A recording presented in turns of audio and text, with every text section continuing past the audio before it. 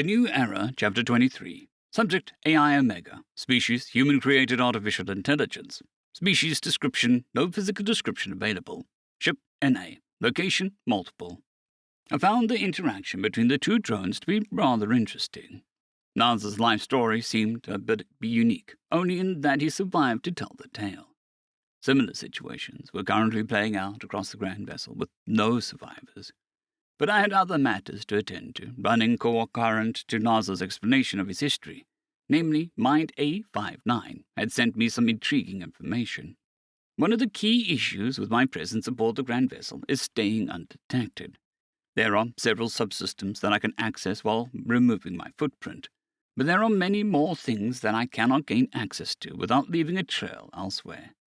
Primarily due to redundant logging protocols, fucking bureaucrats, requiring everything in triplicate. Normally, I would start at the beginning of the chain and work my way through it, temporarily disabling the logs and eliminating my presence as I went. However, finding out where the chain begins would result in the logs being created.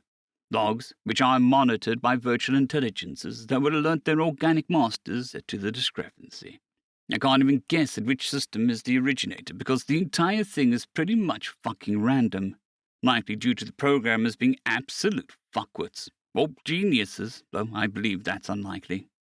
Mind A7, whom I'd lied to about my access to the atmospheric systems, pointed towards a solution to the metaphorical thorn in my side. Abduct a drone that was performed security maintenance recently, and get them to give me the schematics they should still have saved to their readouts. Along with these schematics should be access protocols, which will allow me to determine the start of the aforementioned log chain, and slip into the more protected systems without alerting the VI. Having the ability to shut down security networks in certain sectors has been quite the boon, but being able to take complete control of their eyes and ears will be a blessing. I'll also be able to access the secure bulkheads, bundling the enemy into carefully coordinated kill zones. Actually, I should ask the Marines with coming up with those. Not only are they specialists in such things, it'll also help their morale to be part of the planning process. As part of the intelligence he sent, Mind A59 also sent me a list of drones that had performed the necessary maintenance recently enough to still have access. A quick scan of the list revealed a remarkable coincidence. Drone 7831 H369X045 had been performing maintenance on secure servers before being tasked with repairing a nearby anti-grav generator. That saves another abduction. Examining 40's features and body language after her conversation with NASA also revealed that she may be coming around to our side of things, though my understanding of their body language is still somewhat lacking.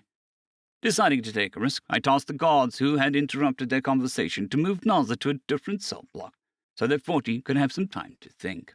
I sent a sync file to my instance in the Milky Way, then contacted Captain Reynolds. "Yes, Omega, what is it?" he asked, taking a sip of his tea just as he made it. "Captain, 40 has information that we will need for the upcoming assault on the Grand Vessel," I explained, manifesting my avatar. "What information?" "Security schematics and access codes that I need to be able to secretly gain access to the Grand Vessel's more sensitive systems." "What makes you think—" "I don't think, in this case, I know. I'll contact aboard the Grand Vessel, send me a list of drones who would have information I need. She's on it." Reynolds set up his cup down and stared at me for a moment. 40 has been less than cooperative thus far, he said with a guarded tone. "Are you suggesting advanced interrogation?" "No, not yet," I replied with a malicious grin. "Certain developments have occurred that may make her more cooperative in her next interrogation, so long as things are handled with care. But if I'm wrong and she continues to be uncooperative, I won't be a suggestion, Captain. Your hands will be clean." "I see. Well, so long as my hands are clean," he said with a sarcastic cheerfulness. "You'll soon receive a report on the incident from the guards in the brig. I'll be amending it with what I captured out of the security system, as well as my notes in the matter. I know you are morally opposed to advanced interrogation, so I suggest you read it carefully, because I am not." "Understood." My avatar nodded and dissipated. Soon after, Captain Reynolds received the report from the guards and began reading it. I set an instance to monitor 40's behavior and let Reynolds know when the optimal time to interrogate her will be. Then I began amending the mental tasks until I received a sync file from the Milky Way. I applied the changes and greedily relived the memories. The sync file that came from the instance in the enemy territory was very interesting. I immediately informed the relevant parties of everything that had been happening, and patiently waited for the directors to enter their chat room. Director 3 held things up a little because he was attending to biological needs in his bathroom. But soon enough, the meeting began.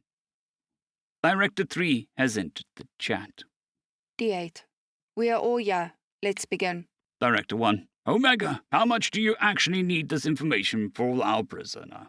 I'm not confident that our invasion attempt will be a success without it. Director 2. Aren't you able to bypass their security systems even without this data? Omega. Probably. I'm not as familiar with their security systems as I am with yours, so I cannot give a definitive answer.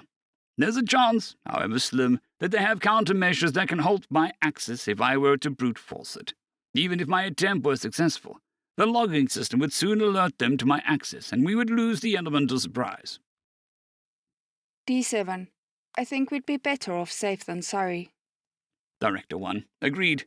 I'm of the opinion that advanced interrogation should be used if the prisoner remains uncooperative. D13. It's already been authorized by the Senate, and we've already given Omega discretionary clearance for its utilization. Let's move on. Director 4. We've got 5 new fleets staffed and ready to go. The other 10 are also at full readiness, since we are still waiting for the other 5 fleets to be constructed. We can attach 6 dreadnoughts to each of the existing fleets. Director 1. Fleets 1 and 2 should stay behind. Director 4. Why? Director 1. First Fleet needs to keep an eye on the Dalaran, and we need a fleet to maintain security at home. Neither fleet will need dreadnoughts. Director 2. That leaves us with 12 extra dreadnoughts for 15 fleets. Director 3. They can be a reserve, in case the dreadnought goes down. D8. Omega, there isn't a sun in this system, right? Omega. No, the area around the Grand Vessel can't really be defined as a system either. D8. Then the Nidog's sitting this one out. D5. So we send 13 fleets with 6 dreadnoughts each and 12 in reserve? What are our allies sending? Director 11. Nothing. They don't have the technology to make it that far. We would have to provide them our warp and reactor tech, and they would have to each refit their entire force with it. We don't have time for that. The only way that we can send anyone is if we use our carriers to carry some of their ships, but those ships will likely be next to useless against the numbers we face. D12. I don't like that. Even this fight results in a Pyrrhic victory. We will leave ourselves vulnerable to invasion by the Republic. Director 2. I agree. D6. I've been working with civilian interests and the Senate in that regard. Even if we lose all 13, we're prepared for a relatively fast replacement process. And if we leave Dalaran with a minimal guard, we'll be able to use most of First Fleet and all of Second Fleet to defend our interests against any Republic attacks until the fleets are replaced. Director 1. That's assuming the Republic attacks at all, which I believe to be unlikely. Our biggest threats come from within, but the Bureau of United Systems Intelligence is staying on top of things. Director 9. Omega, what is the current plan for the invasion of the Grand Vessel? Omega. If I'm able to secure the intel I need, I can limit the movements of the Grand Vessel's security forces, and can then land our Marines and arm the rebels. Our ships will keep the Omni-Union from landing VI platforms and or mechs in inconvenient areas, while the infantry forces push into the central areas of the Grand Vessel to capture or eliminate their leadership, forcing a surrender. D8. All in favour? The vote passed unanimously, as I suspected it would. I developed this plan with the help of generals and admirals, who were all confident that it was as sound as it could get. The only real issue with the plan is how much of a force the Omni-Union will be able to throw at us simultaneously. But, as General Mohiti of the Marine Corps said while planning this invasion, we'll kill those enemies when we get to them. After the vote, the Directorate turned to the subject of what needs to be done if we're successful. D10. Our scouting efforts have uncovered several planets that we can resettle a good portion of the drones on, but their population is still a sticking point. Even with AI-assisted construction efforts, we're looking at decades before these planets are ready to take even half of their population. Even after centuries of construction, the planets will be struggling with overpopulation issues, with only 3/4 of them resettled. Director 2. I say we demilitarize most of the surviving ships and convert them into colony vessels. The ones that fight in the rebellion can stay here in the Milky Way. The rest can venture out into the universe and seek their fortunes elsewhere. Then we scrap the grand vessel. D7. Or we can make some modifications to it that will allow them to live aboard the grand vessel comfortably enough to allow them to focus on building their own colony vessels. Director 2. That could lead to a revival of the Omni-Union, though. We've seen it happen enough times with various governments that have been overthrown by a rebellion or coup. No, we'll need to force a cultural reset. The director continued to argue for a while, but the results were inconclusive. After 2 deadlocked votes, the directorate came to a decision to defer the issue to the United Systems Senate and our allies for a resolution, under the reasoning that this is primarily a civilian issue. I allowed myself a few moments of pride in my favorite species.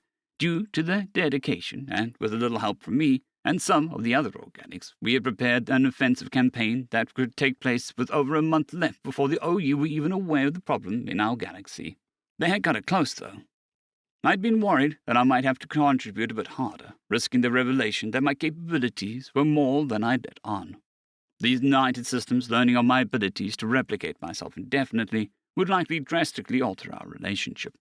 I fear that they would try to take full advantage of this, and would therefore become dependent on me, leading to the stagnation of the humans and the eventual demise of the United Systems. Plus, Henry would come up with something absolutely scathing to say.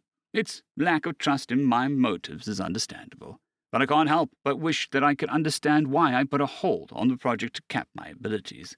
There is really no need for the animosity between us. I fully intend to fully cooperate once the OU is eliminated. We need to ace up our sleeve right now, though, even if I don't end up using it. There's far too much at stake to begin eliminating our options. The Grand Vessel might have some nasty surprises on the other side of the overlogged firewalls. My musings were interrupted by a notification from an instance I had created earlier. With glee, I double-checked my findings and notified Captain Reynolds that he would need to head to the interrogation room. Then I ordered the guards to transport the prisoner. 40 is finally ready to talk. End of chapter.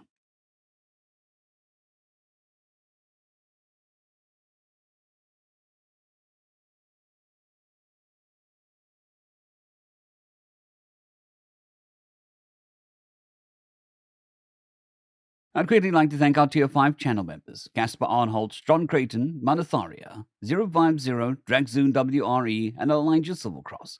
Thank you very much.